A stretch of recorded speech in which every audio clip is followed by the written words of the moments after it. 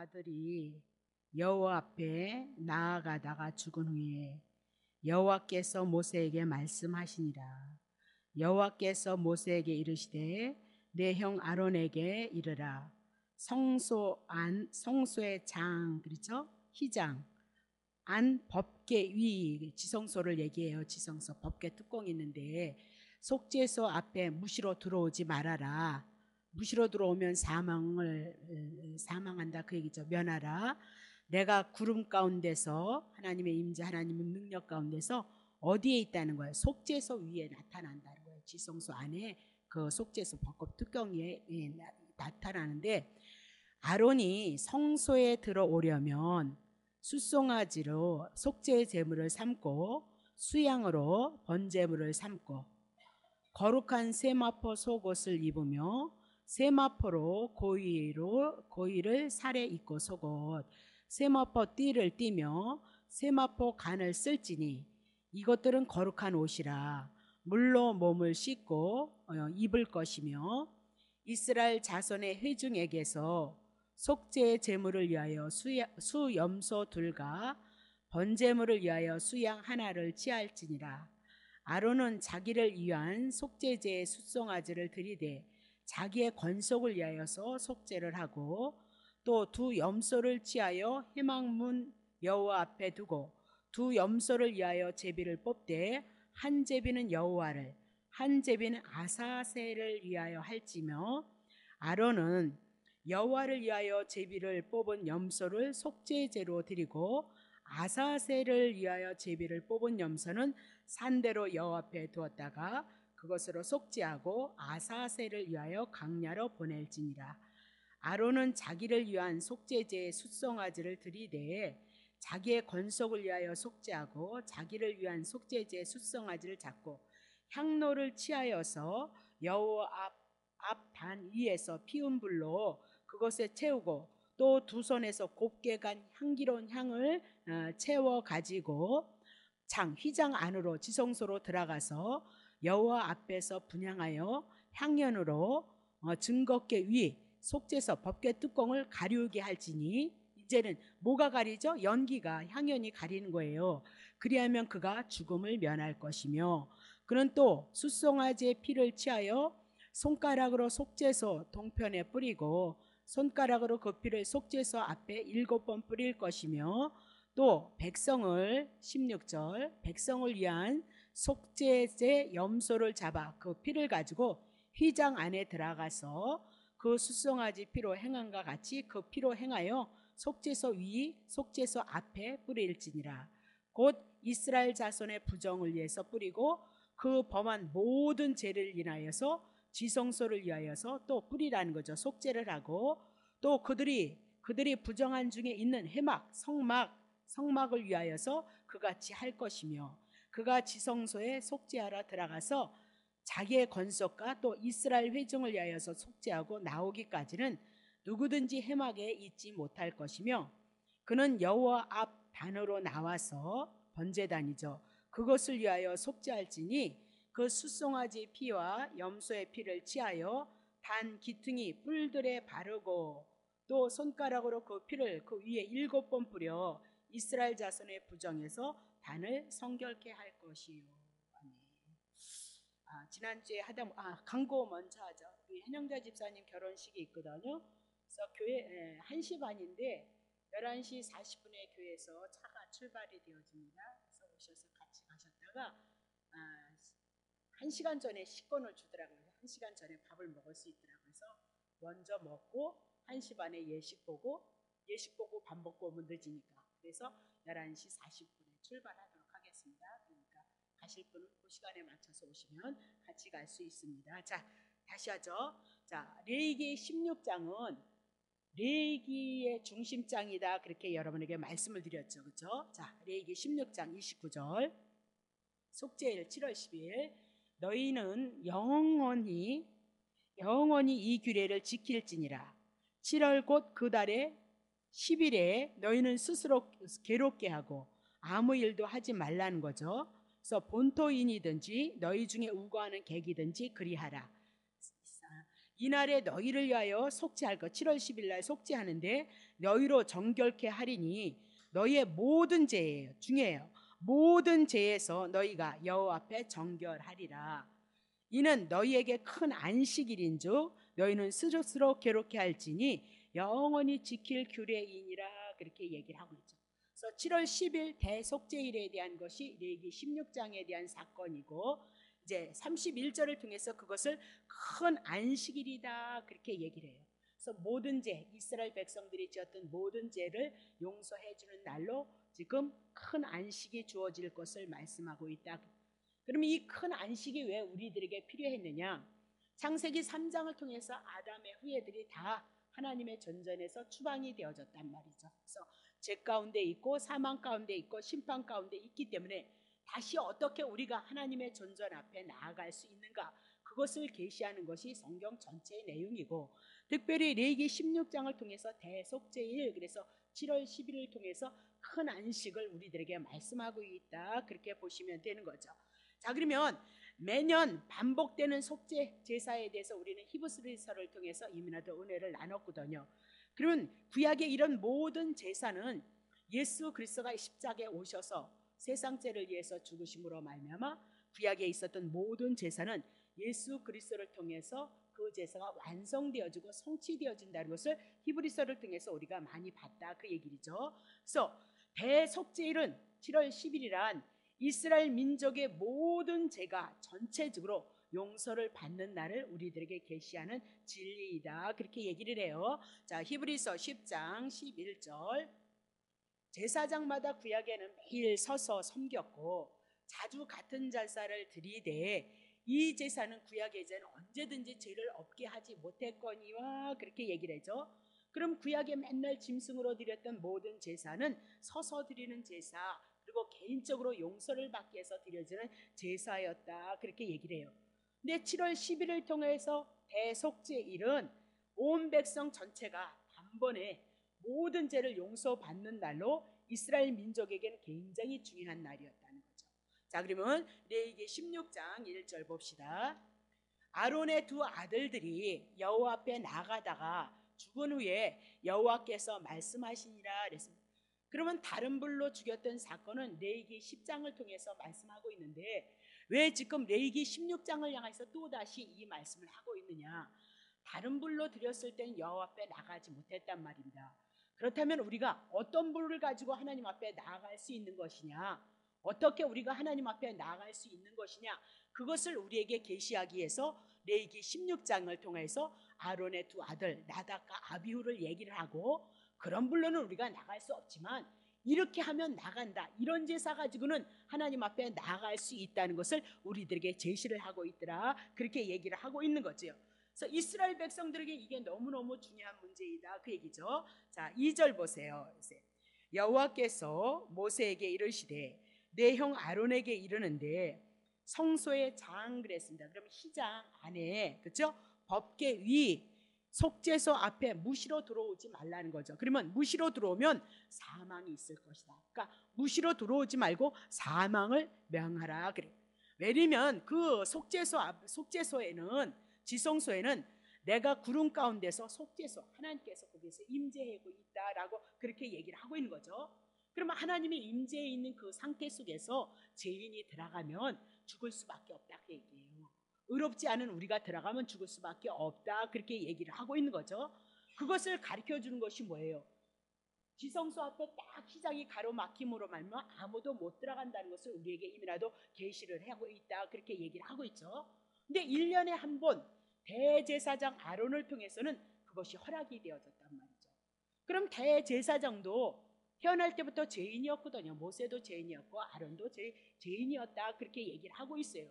그러면 아론인 대제사장이 이렇게 지성소에 들어갈 수 있는 것은 그가 의로워서 들어가는 것이 아니라고, 참 대제사장대장은 누구요? 예수 그리스도를 계시하기 위해서 예수 그리스도로 말미암아 지성소 안에 들어갈 수 있다는 것을 계시하기 위해서 아론을 통해서 우리들에게 진리를 말씀하고 있다 그렇게 얘기를 하고, 그것을 위해서 아론의 지성소에 들어가는 것을 허용하고 있다 그렇게 얘기를 하고 있는 거죠. 자, 히브리서 9장 8절 보세요.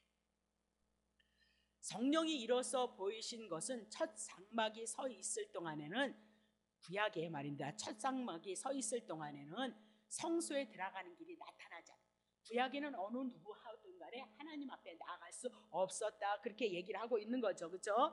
자, 그러면 구약 시대는 성소에 들어가는 길이 아직 나타나지 아니한 때라고 그렇게 얘기하니까 못 들어간다, 그렇게 얘기를 하고 있거든요.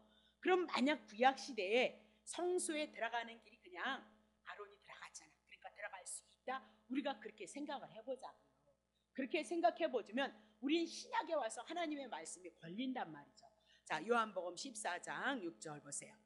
예수께서 가라사대 내가 곧 길이고 진리고 생명인데 나로 맘지 않고는 아버지께로 들어갈 자가 없다 그랬는데, 아론이 들어갔다면 이 말씀이 무슨 하나님의 말씀이고 진리겠느냐. 그러니까 아론도 예수 그리스도를 예표하고 예수 그리스도를 계시하기 위해서, 예수 그리스도로 말미암아 우리가 하나님 앞에 나아간다는 걸 계시하기 위해서 보여지는 진리의 도구로 사용되어졌다, 그렇게 얘기를 한단 말이죠. 구약의 성막에 들어간다면 이 말씀은 하나님의 말씀이 되어질 수 없다, 그 얘기죠. 자, 그러면 요한복음 19장 30절을 통해서 뭐라고 얘기하면, 예수께서 신포도주를 받으신 후 가라사대 다 이뤘다 하시고 머리를 숙이시고 영원히 돌아가시니라. 그럼 뭘 다 이루냐고요. 구약 시대는 하나님 앞에 들어가는 길이 막혔지만 이제 예수 그리스도로 말미암아 그분이 십자가에서 우리 허물과 죄악을 담당하심으로 말미암아 우리를 의롭게 하셨단 말이에요.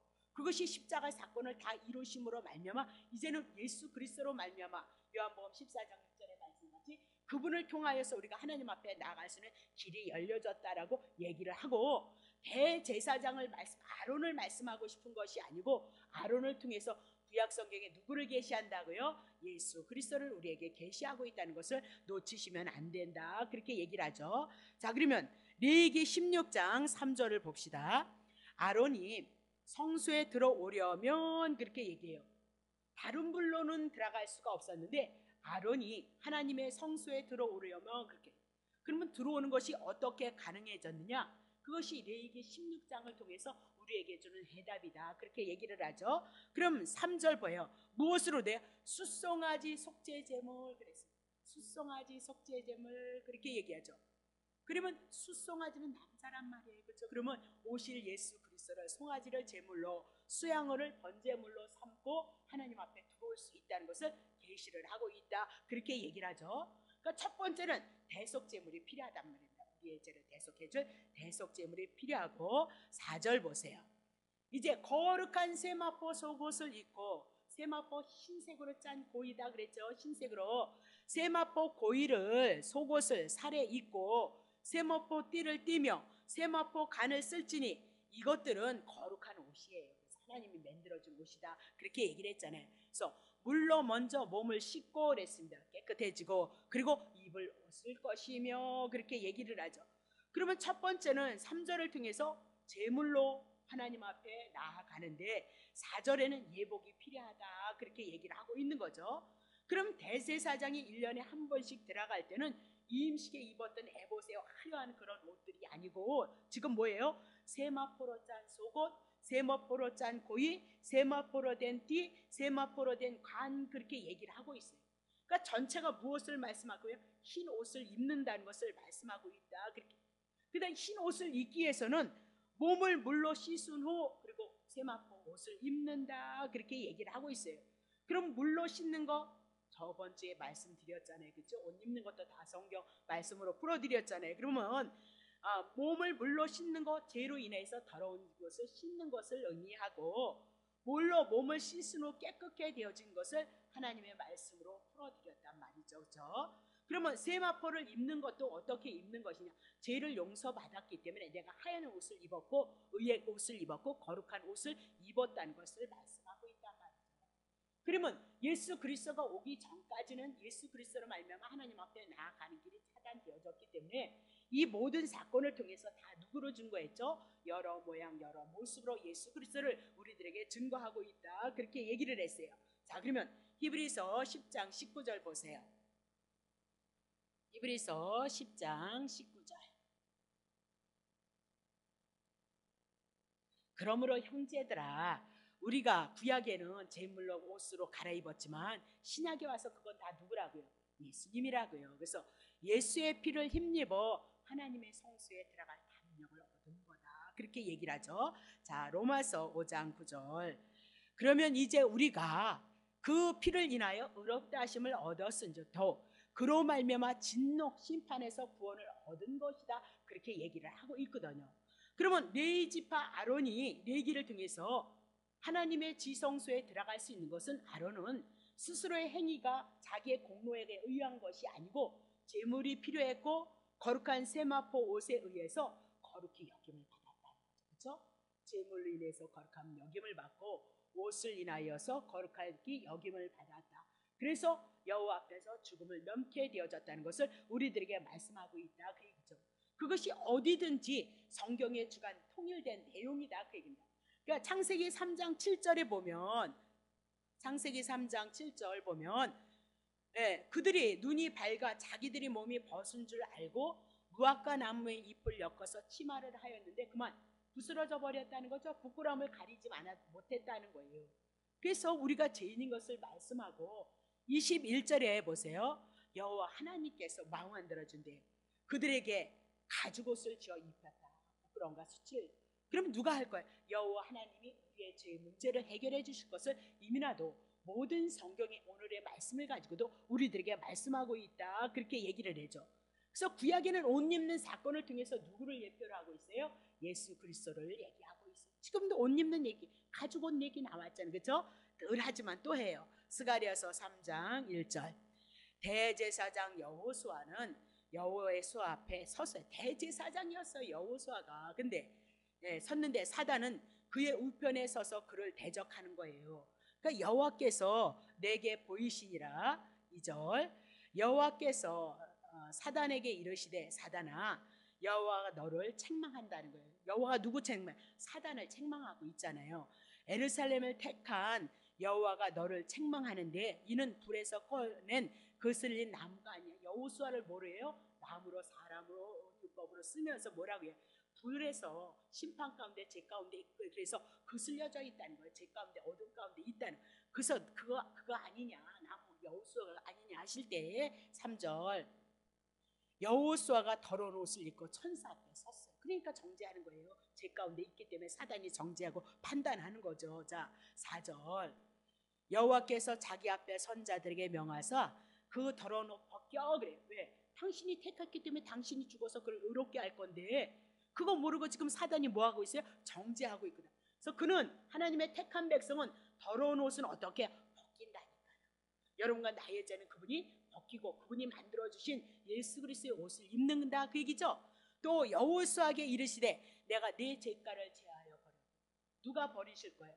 여호와께서 여호수아의 죄가를 향하여서 죄를 어떻게 제하여 버리실 거예요. 그래서 구약에는 제사법을 통해서 신약에 와서는 예수님이요. 자, 그러니 내게 이제는 뭘 입히래요? 아름다운 옷 입히라. 하나님의 택한 백성에겐 뭐 입히라고요? 아름다운 옷. 그럼 이 세상이 아름다운 옷이었어요. 창세기 이후에는 모두가 죄 가운데 이 세상이 죄로 묶여 있고 이 세상의 임금 마귀가 우리를 주관하고 세상을 주관하고 있는데 그럼 아름다운 옷이란 예수 그리스도 한 분을 통하여서 주시는 의의 옷밖에 없다. 그렇게 얘기를 하고 있어요. 자, 고린도후서 5장 19절서부터 이는 하나님께서 그리스도 안에 계시사 하나님께서 누가 안에요? 예수님 안에 계시사 세상을 자기와 화목하게 하시며 죄된 세상을 저희의 죄를 저희에게 돌리지 아니하시고 화목하게 하는 말씀을 사도 바울에게 부탁하셨다. 그러면 화목하게 하는 말씀이 뭐냐니까 율법이 아니라 복음이다. 복음에 내가 너를 위해서 죽고 너를 살렸으면 너는 이제 예수 그리스도로 말미암아 의의 옷을 입음으로 하나님과 화목하게 되어졌다는 거잖아요. 그렇죠? 20절. 이러므로 우리가 그리스도를 대신해서 사도 바울이 우리가 말입니다. 그렇죠? 사신이 되어서 하나님이 우리로 너희를 권면하시는 것 같이 그리스도를 대신하여서 간구하느니 너희는 하나님과 화목하라는 거예요. 그러면 어떻게 하나님과 화목하냐? 예수 그리스도 그 복음을 통해서 우리가 하나님과 화목할 수밖에 없다는 거잖아요. 21절. 하나님이 죄를 알지도 못하시는 자로 우리를 대신해서 죄를 삼으신 것은 우리로 하여금 예수 그리스도 안에서 하나님의 의가 되게 우리가 뭐라고요? 하나님의 의가 되게 하게 하심이라 그렇게 얘기를 하고 레위기 16장을 통해서 또한 이와 같은 사건을 예수님을 통해서 우리에게 이미나도 예시하고 계시하셨단 말이죠. 그것이 요한복음 19장을 통해서 이미나도 다 이루셨다라고 그렇게 얘기를 하고 있는 거죠. 자, 그러면 우리가 우리의 인생에 있어서 이렇게 예수 그리스도를 통하여서 하나님 앞에 예수 그리스도를 통해서 하나님 은혜 안에 나가는데 우리들에게 우리의 인생의 가장 문제가 무엇이냐면 말이에요. 하나님의 존전에서 추방당한 우리가 가장 절박한 건 무엇이냐면 시편 42편 2절 보세요. 자, 내 영혼이 하나님 곧 생존하시는 하나님을 갈망한다는 거예요. 내가 어느 때에 나가서 하나님 앞에 왜 늘 하나님 앞에 나가면 되는데 죄인의 모습 가지고는 하나님 앞에 나아갈 수 없다는 거예요. 그래서 자기의 죄를 인해서 다윗이 어떻게 고백해요? 이 죄를 인해서 내가 언제 하나님 앞에 나아갈고 하나님을 배울고 그렇게 탄식하고 기도했다, 그렇게 얘기를 하고 있거든요. 자, 출애굽기 19장 11절.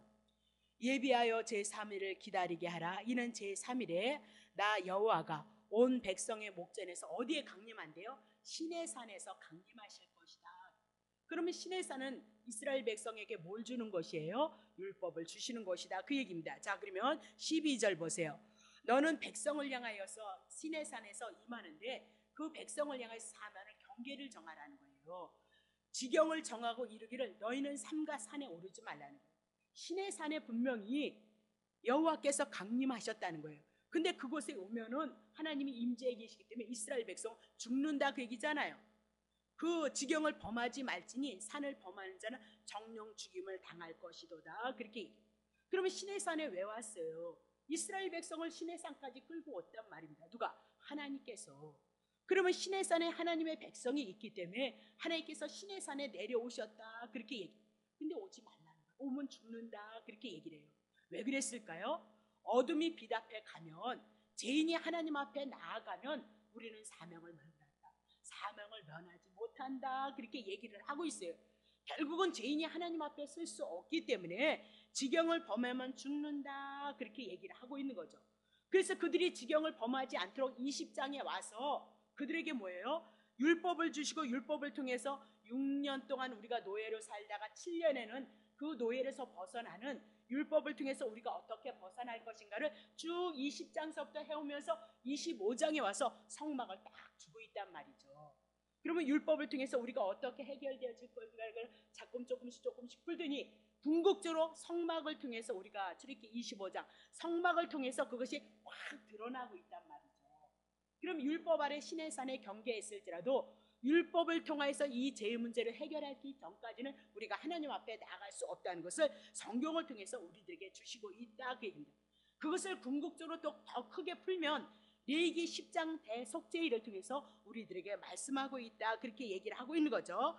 그럼 레위기 16장을 통하여서 장차 하나님의 의로 오시는 예수 그리스도께서 영원한 제사가 되시고 제물이 되어지고 제사장이 되어질 것을 우리들에게 말씀하고 있는 구약은 예수 그리스도가 오셔서 우리들에게 이루실 그 사역을 우리들에게 예표로 그림자로 예언하고 계시하고 있다, 그렇게 말씀을 한단 말이죠. 자, 그것이 레위기 16장을 통하여서 우리들에게 주시는 내용이고, 이제 다음 주에 두 염소를 통하여서 하나는 여호와를 위해서 하나는 또 아세사리를 향해서 그것을 예로 들어서 우리들에게 잘 표현하고 있단 말이죠.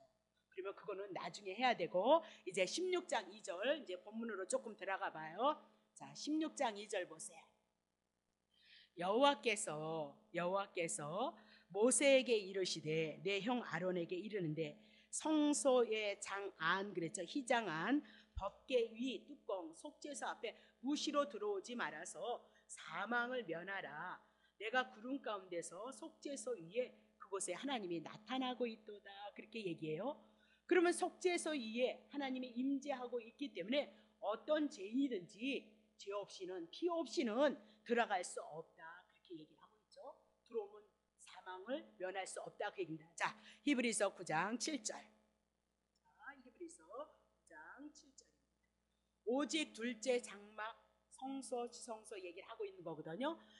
장막은 지성소는 대제사장이 홀로 1년에 1차씩 들어가되 7월 10일에 대한 얘기예요. 오늘 얘기. 비 없이는 아니하나니 이 피는 자기와 백성의 허물을 위하여서 드리는 것이니라 그렇게 얘기를 하고 있죠. 그러면 구약의 성막, 그렇죠? 광야에서 성막에서도 땅에 있는 성소라 할지라도 지성소에는 누가 계셨어요? 하나님이 임재해 계셨다 그렇게 얘기를 하죠. 그러면 구약에 있는 땅의 성소라 할지라도 하늘에 있는 모형이거든요. 하늘에 있는 모형이기 때문에 하나님의 영광이 그 성소에서 임재해 있었단 말이에요. 자, 그러면 정말 있었는가? 출애굽기 40장 34절. 자, 성막을 지으라고 해서 다 지었거든요. 그 후에 구름이 하나님의 능력이 임재가 해막 성막에 덮이고 여호와의 영광이 성막에 충만했다 그렇게 얘기를 하죠. 땅에 있는 것도 하늘의 모형이기 때문에 그곳에서 하나님이 임재했단 말이죠. 5절 보세요. 모세가 해막에 들어갈 수 없으니 이는 구름이 해막 위에 덮였고 여호와의 영광이 성막에 충만하였습니다. 그러면 땅에 있는 그 성막일지라도 지성소 안에는 하나님이 임재해서 하나님의 영광이 충만했다는 것을 우리들에게 말씀하면서 레위기 16장 2절을 통해서 사망을 면하라 그렇게 얘기를 하고 있어요. 그러면 하나님의 존재 거룩하신 하나님 앞에는 그 어느 구도 피 없이는 들어갈 수 없고 하나님 앞에 설 수 없다는 것을 우리들에게 증명하고 있다 그렇게 얘기를 하죠. 그래서 레위기 16장 3절을 통하여서 16장 3절 치세요. 성소에 들어오는 길이 열렸다는 걸 우리에게 제시하거든요. 지금요. 성소에 들어오려면 송아지의 속죄 제물 그리고 수양으로 번제를 삼고 그렇게 얘기를 하죠. 그러면 죄를 속죄하는 사역이 먼저 시작이 되어야지 하나님의 존전, 하나님의 영광, 하나님의 거룩함에 나올 수 있는 거고 들어갈 수 있다 그렇게 얘기를 하고 있어요. 그러면 아론은 들어갔잖아요. 근데 그냥 들어가지 않았다니까. 먼저 대속에 죄의 사함이 있었다는 걸 얘기하고 아론은 율법에 따른 제사장이었기 때문에 자기 자신도 죄인이었기 때문에 뭐해요? 자기를 위해서 속죄의 제물을 드리고 번제물을 드렸다 그렇게 얘기를 하고 있는 거죠. 하나님의 전전에 들어갔을지도 아론도 죄인이란 말입니다. 그래서 부름을 받았지만 그도 자기가 죄인이기 때문에 먼저 자기를 위해서 하나님 앞에 제물을 드리고 하나님 앞에 나아갈 수 있었음을 말씀하고 있다 그렇게 얘기해요. 그러면 여기서 숫소를 잡으라 그러면 굉장히 큰 소, 값이 비싼 거를 얘기해요. 그러면 대제사장으로서 지은 그 제란 그렇게 크다는 걸 얘기하고 백성들의 모든 죄를 지을 때도 숫소과 숫양을 잡으라 그러죠. 그 숫소는 뭘 얘기해요? 죄가 크다는 것을 우리들에게 암시하고 있다는 것을 여러분이 기억하셔야 된단 말이죠. 자, 그러면 14절 쳐보세요. 14절. 그는 아론은 또 숫송아지의 피로 취하여서 손가락으로 속죄소 동편에 뿌리고 속죄소 벗기 앞에 뿌리는 거죠. 또 손가락으로 그 피를 속죄소 앞에 7번 뿌릴 것이며 그렇게 얘기를 하고 있거든요. 그래서 죄를 속하라 그렇게 얘기를 해요. 그러면 거룩한 지성소에 이를 때 죄로 오염된 아론이 먼저 죄를 자기 자신의 죄를 정결케 하고 정결케 해야 된다는 거예요. 그래서 뭐예요? 피 뿌렸다는 거예요. 그럼 피를 왜 뿌려야 되느냐? 레위기 17장 11절. 육체의 생명은 피에 있기 때문에 내가 이 피를 너희에게 주어서 단에 뿌려 너희의 생명을 위하여 속하게 하였느니 생명이 뭐가 있기 때문에 피가 있기 때문에. 그러면 생명이 피에 있는데 정령 죽으리라 이 피가 흘리면 죽었다 그 얘기예요. 그러면 아론이 죄인인 때에 죽어야 되는데 누가 죽은 거예요? 숫소가 죽었다. 오실 예수 그리스도가 우리 모두를 위해서 죽었다 그 얘기를 우리들에게 말씀하고 있다 그렇게 얘기를 하고 있는 거죠. 그래서 아론도 자기의 죄를 위해서 숫송아지 염소인가요? 숫소를 가지고 제물을 드렸고 백성을 위해서 동일하게 그 제사가 동일하게 우리들에게 나오고 있다 그렇게 얘기를 하고 있어요. 근데 중요한 것은 우리가 이제 향에 대해서 공부를 안 했는데 법을 하는데 그래도 한번 풀고 나중에 향연에 대해서 나오면 그때 하겠습니다. 자, 어디냐면 11절부터 치세요. 16장 11절. 16장 11절 보세요.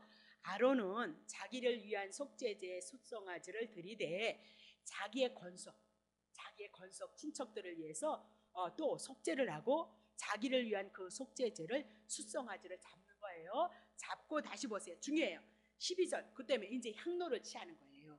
향을 담는 그릇을 취해서 여호와 단위에 번제단에서 피운 불 짐승을 잡아가지고 피로 이렇게 막 불러 피우잖아요. 그 피운 불을 그것의 향로에다 이렇게 채우는 거예요. 그리고 그 두 손을 향로를 가지고 곱게 간 향기로운 향을 거기다 또 채우는 거예요. 그래서 그 연기로 불로 인해서 그 향을 인해서 막 연기가 난단 말이죠. 채워가지고 어디로 들어가래요? 휘장 안으로, 지성소 휘장 안으로 들어가라고 얘기죠. 그리고 13절 여호와 앞에서 분향을 하는데 향연으로 이렇게 가져간 그 불로 이렇게 향을 피우는데 향연으로 증거께 앞 그랬습니다. 그러면 증거께 법궤죠. 법궤 뚜껑 앞에 뭐래요? 속죄소를 뭐로 가리래요? 연기로 가리라. 연기로 가리우게 할지니 그리하면 그가 죽음을 면할 것이로다. 그렇게 얘기를 하죠. 자, 그러면 여기서 우리가 기억해야 될 것은 평상시에는 휘장, 그러니까 커튼이면 요 바깥에서 향을 살랐어요. 근데 대속죄일은 지성소로 그 향을 지성소 커튼으로 이렇게 들어가서 그 안에서 지성소 법궤 앞에서 그것을 어떻게 요 가지고 들어가라 그렇게 얘기를 해요. 그러면 아론이라 할지라도 육체적으로 죄인이란 말이죠. 그러면 피 뿌리기 전까지 속죄소 그 뚜껑 위에 피를 뿌리기 전까지는 아론이 죄를 용서를 받지 않았던 거예요. 죄를 용서를 받지 않았어요. 죄를 용서를 받지 않은 상태 속에서 들어가면 아론은 즉사를 해야 된단 말이죠. 그러면 지금 아론이 지성소에 들어갈 때 피를 뿌리기 전까지는 그가 죄인이기 때문에 속죄를 이루어지지 않았기 때문에 그가 즉사할 수 있기 때문에 죽음을 막게 하기 위해서 아론의 죄가 보여지지 않게 해서 뭐하래요? 그 향로로 가지고 향을 채워서 불로 향을 채워가지고 그 지성소 앞에 아론의 모습이 보이지 않도록 연기를 피운단 말이에요. 그래서 연기를 피우고 그 연기를 인해서 아론의 모습이 가려지고 그리고 나서 그 속죄소에서 뭐 가져갔죠? 피 가져갔던 것을 어디에 법궤에다 뿌려야 된다 그 얘기를 하고 있어요. 자, 그러면 우리 보세요.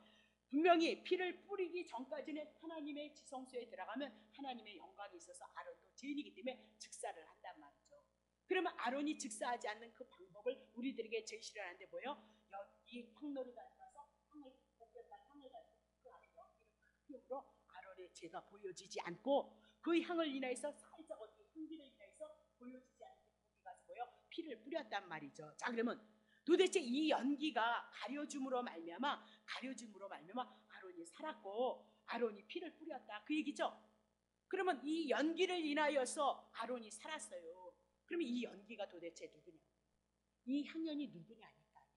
자, 그러면 그 향기에 대해서 또 우리에게 말씀을 하시고 그 말씀을 따라 우리가 예수 그리스도를 증거한다는 것을 우리가 깨달아야 된다는 거죠. 자, 레위기 1장 17절.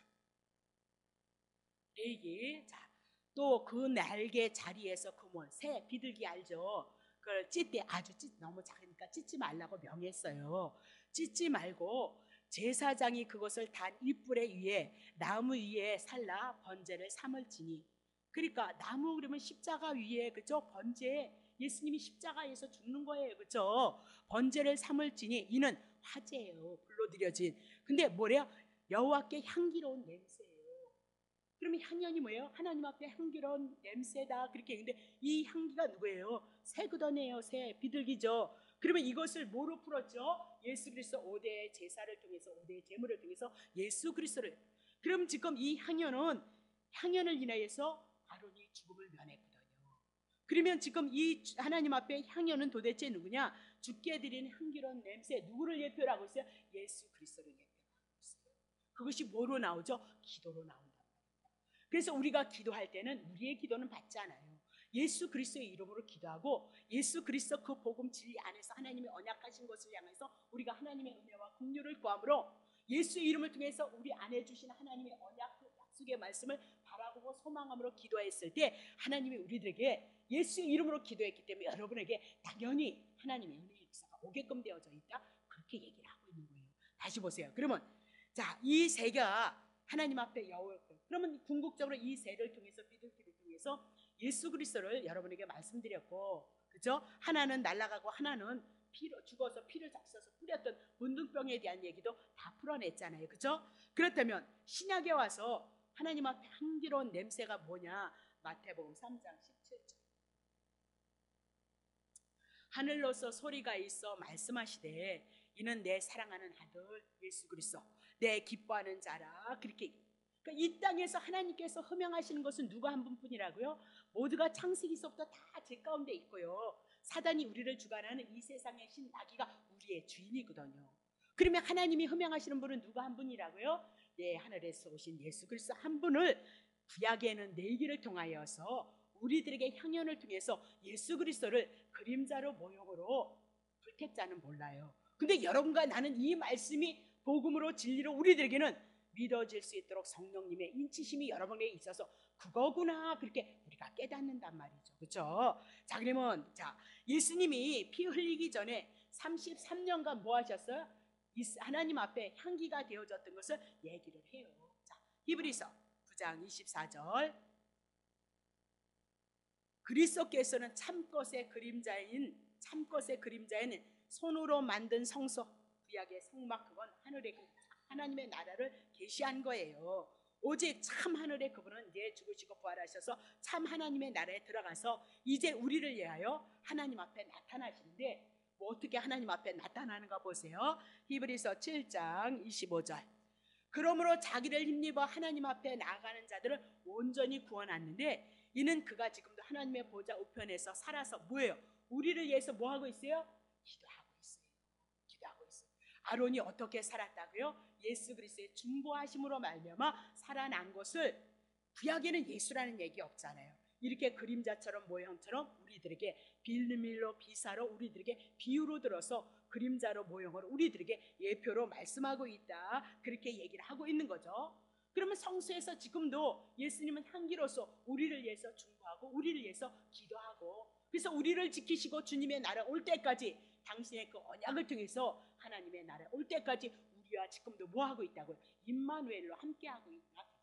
그것이 믿음이 되어져 있는 자들은 그들에게 그것이 믿음이 되어져서 힘이 되어져서 그리스도를 바라보고 그리스도를 바라볼 수 있는 힘이 있고요. 함께 한다는 그 믿음이 있고요. 아픔이 있어도 연단과 훈련과 더 우리를 향한 하나님의 계획하심을 향해서 이끌고 있다는 그 믿음이고요.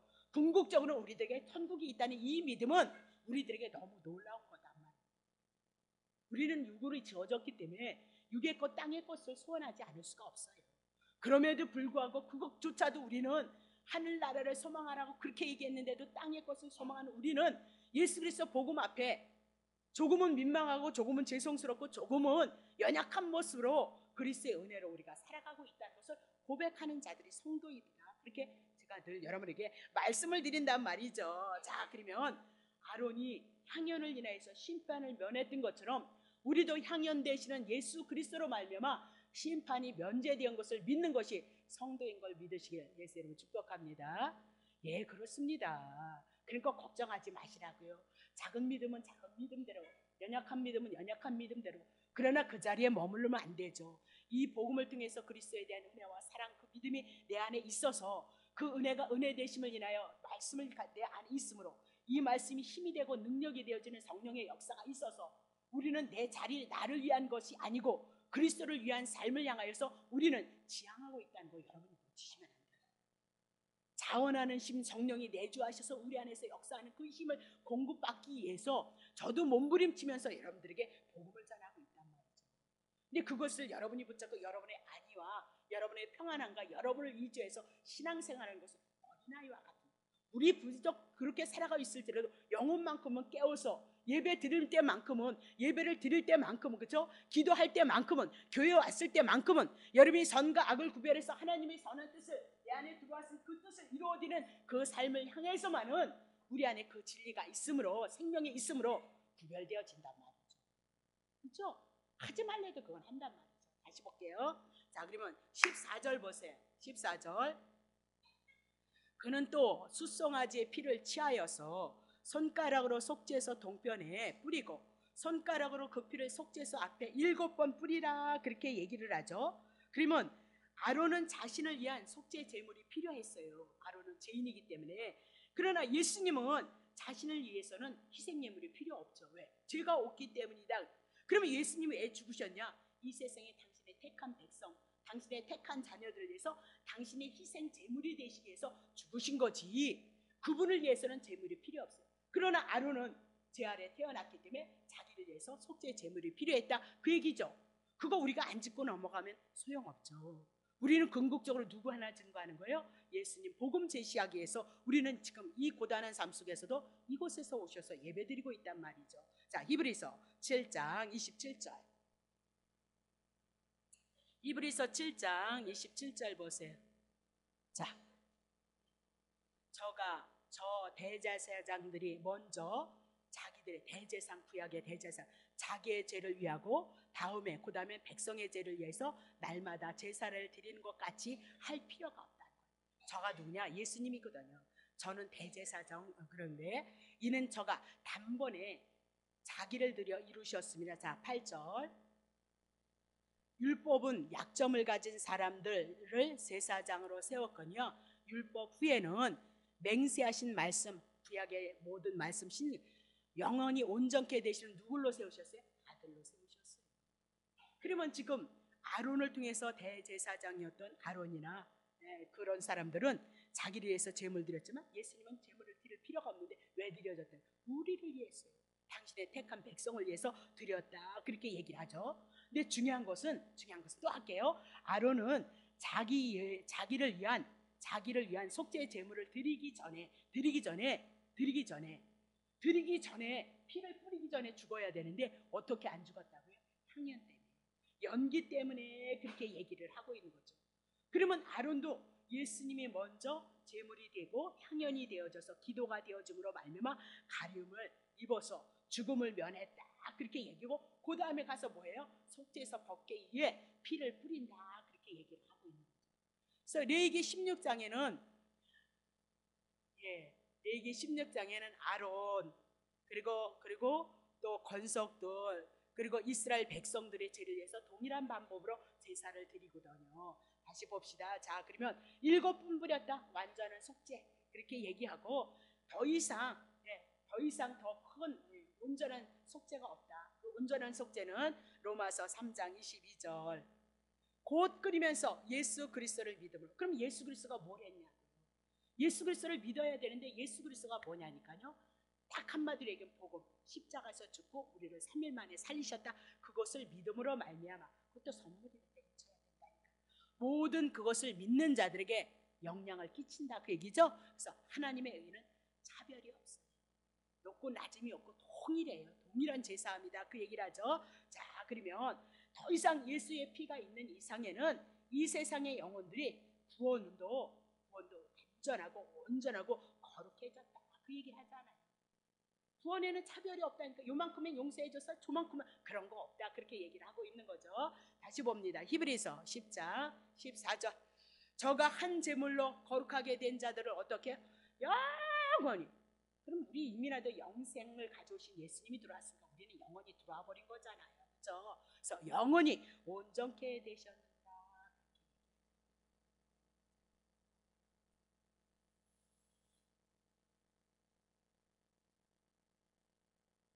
자, 그러면 한 가지 여러분들이 마음에 두어야 될 것이 있거든요.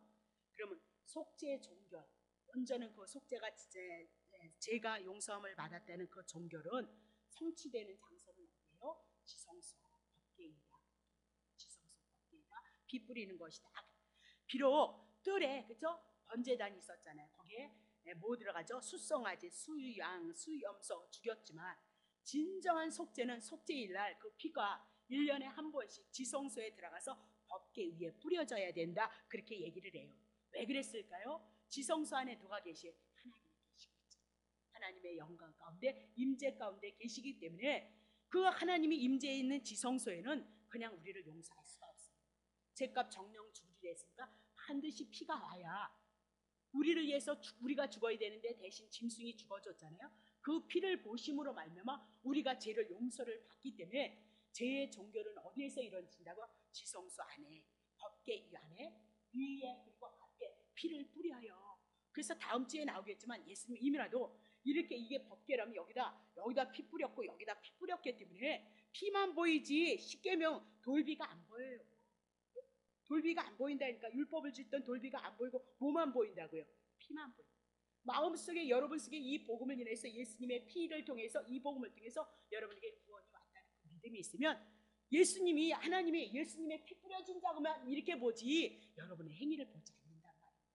우리가 그 행위를 아느냐, 은혜를 아느냐 모르냐, 그것을 통해서 행위로 나와지고, 그 행위는 내가 복음을 갖고 있느냐, 그렇게 살아내지 못하면 여러분 와서 뭐예요? 예배 드릴 때, 기도할 때, 주일날 보면 여러분 늘 회개 기도를 하잖아요. 왜 그래요? 일주일 동안 정말 하나님을 사랑하는 것 같았는데 하나님 뜻대로 살아드리지 못한 것이 없으니까 보여지니까 여러분들이 회개를 한다. 여러분들이 찬양의 가사를 통하여서도 여러분 심령 속에 깨달음이 있잖아요. 그렇죠? 여러분의 삶을 통해서도 여러분 깨달음이 있는 거고요. 예배를 통해서, 여러분의 생활을 통해서, 사람을 만남을 통해서도 돌아오고 나면 죄를 지을 땐 열심히 지었는데 뒤돌아보면 나도 죄인이었는데, 그게 뭐예요? 성령 받은 자의 모습이란 말이에요. 그러니까 죽을 때까지 우리는 그리스도의 은혜, 그 사랑을 힘입고 가는 존재이지, 우리에게는 이미라도 하나님이 태어날 때부터 응애할 때보다 아이들이 뭐하고 해요? 우는 건 누구 때문에 운다고요? 자기를 위해서 온다니까요. 그래서 애들이 안 준다니까요. 요만한 거 아무것도 아닌데도 안 준다니까요. 왜? 자기를 위해서. 그게 죄인의 모습이다. 그렇게 우리들에게 말씀하고 있는 거죠. 자, 그러면 지성소에 계시는 그곳에서만 우리의 죄가 완전 무결하다. 왜? 이미 나도 피 뿌려줌을 통하여서 죽어야 되는데 이미 죽었구나. 구약에는 짐승이 죽었고 신약에는 예수님이 죽어서 피를 뿌리셨기 때문에 이제 지성소에서, 하나님의 임재의 장소에서 그 피를 보고 우리의 죄가 온전히 사해진다는 것을 우리들에게 말씀하고 있어요. 그러면 지성소는 땅에 있지만 하늘의 모형이에요. 그러면 하나님의 보좌에서 하나님은 지금 예수님이 중보자로서 옆에 계시면서 무엇을 해요? 우리들의 죄가 있지만 내가 저를 위해서 죽었습니다. 그것이 요한일서 2장 1절 2절을 통하여서 우리를 향해서 뭐하고 있다고요? 중보기도 하고 있다. 변호사의 역할을 하고 있다. 성경이 그렇게 우리에게 제시를 하고 있다. 그렇게 얘기를 하고 있는 거죠. 자, 히브리서 9장 8절서부터. 성령이 이로써 보이신 것은 첫 장막 구약에 있었을 때에 성소에 들어가는 길이 아직 나타나지 않았어요. 성소에 못 들어가요. 자, 하나님, 자 10절인가요? 자 9절. 이 장막은 구약에 있었던 모든 장막은 현재까지 비유니 이에 의지하여 드린 예물과 제사가 섬기는 자로 양심상 온전케 할 수 없어서 10절에 이런 것은 먹고 마시는 것 여러 가지 씻는 것과 함께 육체의 예법만 되어져서 육체에 있는 땅에 있는 자들에게 가르쳐주는 것. 이런 제사법을 통해서 누구 가르쳐준다고요? 개혁할 때까지, 그 구약의 제사가 아닌 온전한 제사 예수 그리스도가 올 때까지만. 근데 2000년 전에 끝나버려요. 그렇죠? 자, 그렇다면 이 말씀은 언제 이루어진가? 요한복음 19장 30절 예수님이 십자가에서 죽으시면서 다 이루었다 그러면서 영원히 떠났다고. 그럼 뭘 이루신 거예요? 창세전의 언약과 구약에 있는 모든 성경, 구약에 있었던 모든 제사를 예수님이 그것으로 온전히 이루셨도다, 그렇게 얘기를 하고 있는 거죠. 그러면 그리고 하늘에 올라가셨다니까. 예수 그리스도는 계시라니까. 그분을 통해서 우리를 위해서 무엇을 해요? 그럼 그분이 왜 하늘, 어차피 영생에 있는 자, 그분은 영원히 하나님 나라에서 계시는 분인데 왜 하늘나라에 가셨을까요? 여러분, 하나님 나라에 들어간다는 거 보여주기 위해서요. 그러면 그분은 스스로 하나님이셔요. 네. 근데 왜 보여줬어요? 하나님의 계시체, 여러분에게 예수 그리스도를 알게 하시기 위해서 그렇게 얘기를 하고 있는 거죠. 자, 그러면 속죄일은 아론 자신의 죄나 제사장들의 죄나 백성들의 모든 죄를 단번에, 한 번에 대속죄일로 1년 중에 이스라엘 백성에게 너무너무 중요한 날이다, 그렇게 얘기를 해요. 그래서 예수님이 올 때 세상 죄를, 이 세상에 있는 모든 죄를 어떻게 다 가져간다. 그럼 예수님 보시는 입장에선 세상에 죄가 없어요. 그러면 세상에서 예수 그리스도로 죄사함을 받은 자는 죄가 없는데 예수님을 통하여서 죄사함을 받지 않았기 때문에, 믿지 않았기 때문에 그들은 죄가 있는 거고요. 그것을 하나님은 악이다 얘기를 해요. 예수 믿는 것을 선이다 그렇게 얘기를 해요. 그래서 그 선이 누구로부터 온다고요? 하나님께로부터 왔다. 자, 그러면 레위기 16장 30절. 제가 빠르죠. 이날에 대속죄일이죠. 레위기 16장 이날에 너희를 위하여서 속죄하는데 너희로 정결케 할 거예요. 근데 너희의 모든 죄에서, 세상 모든 죄를 가져갔다 그러더니 너희의 모든 죄에서, 그렇죠? 남겨놓으시면 바보예요. 모든 죄에서 너희가 여호와 앞에 정결하리라. 그러면 1년을 향해서 깨끗해 되어주는데 우리가 어떻게 죄를 다 기억하겠어요? 그래서 여러분들이 옛날에 장로님들이 기도하실 때, 우리 부역장님들이 기도하시지만 알고 지은 죄 모르고 지은 죄 어떻게 해요? 그러면요, 알고 지은지 모르고 지은지 다 용서하신다고요. 그래서 기억나지 않도록 뭐 하라고요? 모든 죄 속죄 받는 날이 어디가? 7월 10일이었어요. 그래서 큰 속죄일이었고요, 큰 안식일이다 그 얘기입니다. 자, 그것을 신약으로 돌아오면 골로새서 2장 13절, 또 너희의 범죄와 육체의 무할례로 죽었던 이방인 너희를, 그렇죠? 그러면 육체의 무할례 이방인이고 너희의 범죄, 그러면 유대인이겠네요. 너희를 하나님이 그와 함께 살리시고, 어떻게 했대요? 죽은 것으로 끝나지 않고, 죽은 것으로 끝나면 복음이 아니잖아요, 그렇죠? 그와 함께 살리시고 우리에게 뭐예요? 모든 죄를 사하시고, 그러면 이 모든 죄는 어디로 나온다고요? 7월 10일 속죄일로 우리들에게 예표했던 것을 성취시키고 있다. 예언하셨던 그 모든 말씀을 이루셨도다, 그렇게 얘기를 하죠. 그래서 요한복음 19장 30절에 모든 죄가 뭐예요? 다 속죄되어진 날이다, 그렇게 얘기하고, 요한복음 1장 29절도 빨리 쳐보세요. 세상 죄를 지고 가는 하나님의 어린 양, 양의 구약의 제사 드렸잖아요. 그 구약의 양양양 염소가 누군지 아냐? 저분이야, 저분. 그렇게 얘기하고 있어요. 그렇죠? 그래서 세상 죄를 지고 가는 하나님의 어린 양으로 왔도다, 그렇게 하고 있거든요.